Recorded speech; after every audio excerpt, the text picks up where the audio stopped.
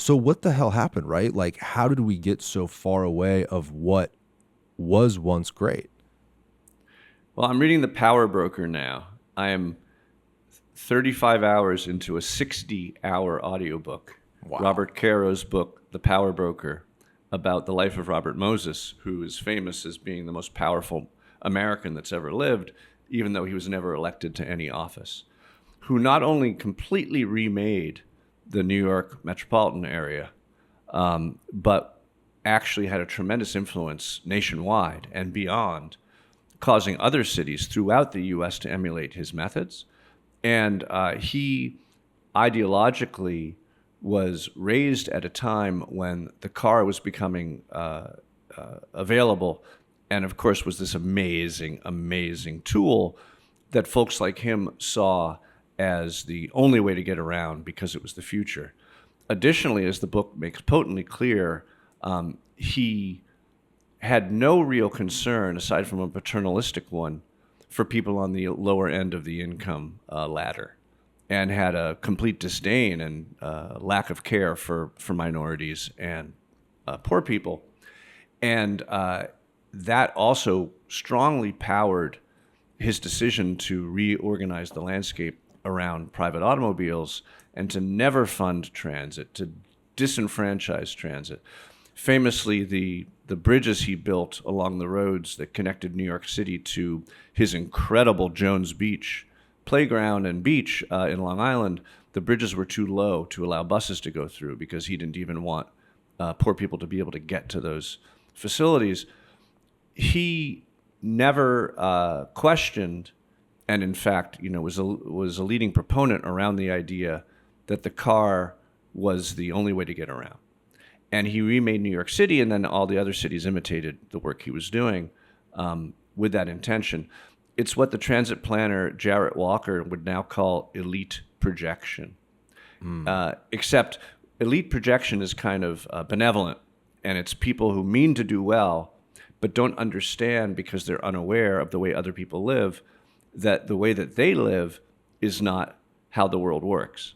So elite projection, for example, is Mexico City, which I visited a number of years ago, investing in widening roads and reducing tolls and making it more expensive to ride the bus, when 80% of the people who come to Mexico City every day don't have cars. But of course, the people in charge, both in the business world and in the political world, have cars and drivers. And so they think that's how the world works. Right. So unfortunately, Garrett, when you talk about my desire to recreate European style cities, you have to meet cities where they're at. And right now we have this condition where most Americans, even poor Americans, do have cars and depend on cars, not the poorest.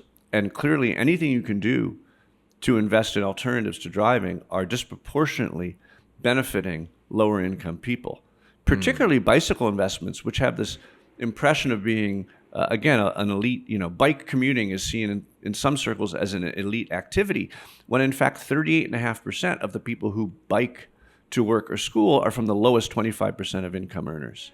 So anything you can do to improve biking, to improve walking, to improve transit is helping the people with the least. But most American cities, most people are driving, and so you have to address them from that starting point. Certainly Tampa is one of the worst.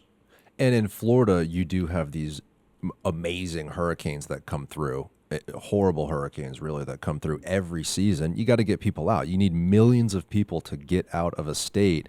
Really the only way to do that feasibly with our current setup is a highway system and cars. With your current setup. Right. Yes. With our current setup. Where did this... Although one would think that one could grab the Bright Line and get quite far now. Yeah, true. Along the coast. All the way to Orlando now, too, which is fantastic. Yeah. I think if you need to know which way it's headed. Yeah. If any state really could use a high-speed rail system, I would argue Florida. We've got over 20 million people in a relatively dense state, and our cities are large and close by, really closer than California cities are. I think it would be great here. Unfortunately, our government for a long time at the state level has shied away from some of the funding that maybe would have made that happen in the last couple decades. Is what it is, though, I guess, right? Condition I used to think these things were politically kind of neutral. That good planning was good planning. It's very clear, though, that the most right. And by the way, most of my client cities have been either red cities or in red states. Interestingly, because they understand the economic value Right. of walkability. But now we have a condition where the most rabid fringe of the right wing, which now controls the Republican Party, unfortunately, at least at the national level, it controls the Republican Party, is vociferously anti-transit, anti-anything that would improve the environment, and pro-car. A lot of it comes from the conservative ideology to not spend tax dollars, period. And there's a hard stop there. And unfortunately, if you're not willing to spend tax dollars, you're not going to receive these amazing benefits we're talking about, especially public transit. Meanwhile, they're very happy to spend tremendous tax dollars on freeway expansions. So it's actually a focus on the replacement of the public good with the private good. So one strain that runs through libertarianism and that sort of approach to communities is a rejection of contributing to some collective good, like a transit system, as opposed to the fact that I can have my own automobile, which gives me complete self-control and autonomy. Never mind if I can't evacuate because of the congestion that all those automobiles cause on the highway. Yeah, I mean, even like back then, the map I have of the trolley network is from 1914. I believe that was before the income tax. I mean, this is long before we were taxing for public transit. I believe it was a private electric company that owned and operated the streetcar here locally. Maybe the same story is true for the rest of the cities in America. Almost every streetcar system was financed and built by private developers in order to bring value to property at some distance from downtown. So they were essentially valuing property that was hard to get to by creating that access. And interestingly, and I talk about this in Walkable City, the new transit systems that have been most successful, for example, in Portland, in Seattle, and in Kansas City, were all paid for principally by people along the line who wanted that benefit. And if you can't get people along the line or at the end of the line to pay for the streetcar system, it's probably not going to be that effective. And a good example of that is Oklahoma City, which I did a downtown street plan that modified all their downtown streets. But they also put in a streetcar that was perceived as this kind-hearted civic action, but because the economics and the parties didn't exist to motivate the path of the streetcar to serve those places where people were going, it is suffering from extremely low ridership. The challenge we have locally is the taxpayers. So Hillsborough County has about 1.4 million people. There's about 400,000 people that live within the city of Tampa, and then the million comes from outside the municipality. So those million people, they're not as willing to vote and to fund a transit network because they feel they won't use it.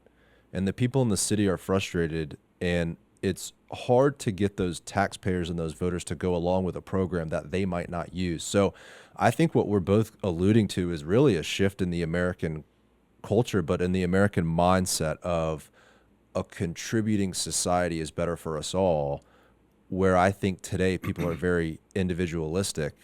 And if they're not going to use it, they're not going to vote for it, and they don't want their tax dollars to fund it. And that's a problem we're in, and it's really the pinch point and why locally we haven't gotten really anything done in transportation in a long time.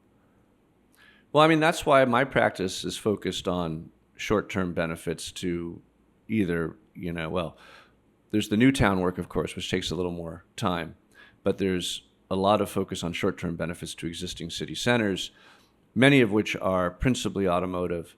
And the question is, for my clients, before the next election, how can they see a change?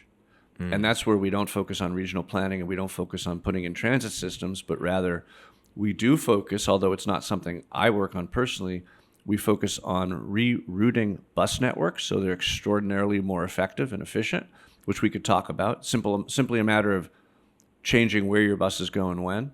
But mostly we focus on making the streets in the potentially walkable areas safer and more welcoming and more multimodal. And that's stuff that you can do very short term with paint, right? And see impacts very quickly. If you enjoyed this clip, click here for the full episode and make sure to subscribe. Thank you guys for watching.